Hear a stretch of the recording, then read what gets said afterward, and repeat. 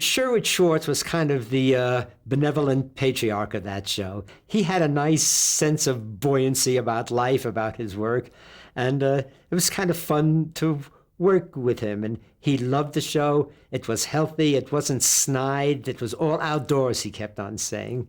It was actually shot indoors, was a set, but it felt outdoors. And you had a chance to be silly and get away with it. It was appropriate. Now, musically, how did you do that? Keep the music light, keep it clearly tonal, just simple tunes on major keys, and just have fun.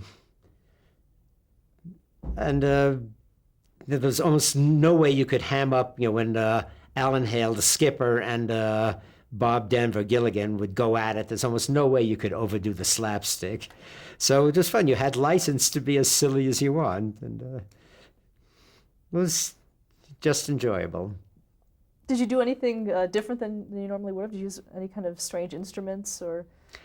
Oh, well, a couple of times when called for. For example, on the island they wanted to have music. So where are you going to get music on an island? Well, they found seashells. So I wrote a whole score with just we had the orchestra blowing across the tops of bottles to imitate seashells. So that was the whole score.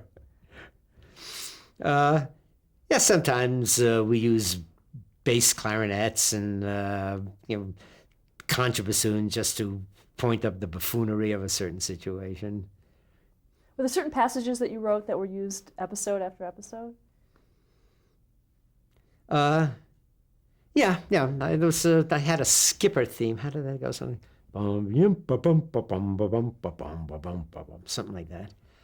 And then there was a theme at the end. I think actually John Williams wrote that. At the end of each show, it's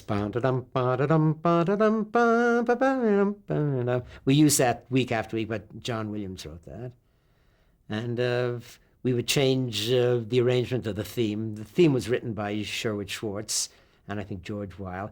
But each year we would change it a little bit, hip it up or change a few things, and I would have some input on that. There wasn't much music. You just have little bridges, so it's 5 or 6 minutes of music for an entire half-hour show. And it was easy work, and it was fun to record. And I don't think of that Gilligan's in terms of challenges. I think of it I smile when I think of it.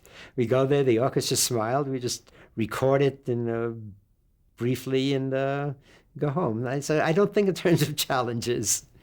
You also worked on the reunion films that they had. Yeah.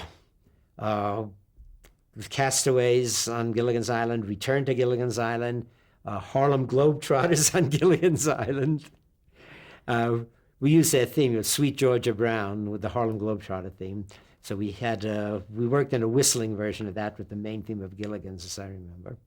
That was fun. Once again, it's not a challenge. There was one thing where I forgot why, but 2 fishes fell in love and going to the Gilligan's Island. Oh, this was sort of a challenge. Sherwood said, Jerry, there's no way for the audience to know that those 2 fishes fell in love and they're going to live happily ever after. It has to be in the music of them swimming away into the distance. So what do you write for 2 fishes eternally in love?